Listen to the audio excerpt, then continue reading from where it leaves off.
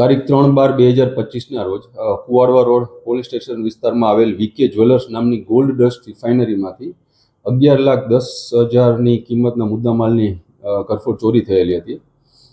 માનનીય CP sir, additional CP sir તથા DCP crime Jagdish Bangarwa સરની સૂચનાથી આ મિલકત સંબંધી ગુનેગારોને પકડવાની સૂચના હોય, જેના અનુસંધાને રાજકોટ શહેર ક્રાઇમ બ્રાન્ચ પીઆઈઓની અલગ અલગ ટીમ બનાવીને આ ગુનો ડિટેક્ટ કરવા તથા આરોપીઓને પકડવા માટે અલગ અલગ ટીમો બનાવેલી હોય.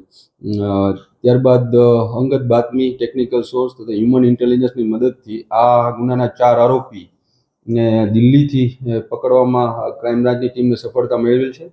આ આરોપીઓનું નામ છે રાહુલ આત્મારામ બિંદ, જે યુપીનો રહેવાસી છે. આ ઉપરાંત બીજો છે મોનુ ધર્મેન્દ્રભાઈ નિષાદ, તે પણ યુપીનો રહેવાસી છે. શિવમ સુબેદાર નિષાદ તથા સુનિલ કુમાર આસારામ નિષાદ, આ તમામ 4 આરોપી યુપીના રહેવાસી છે.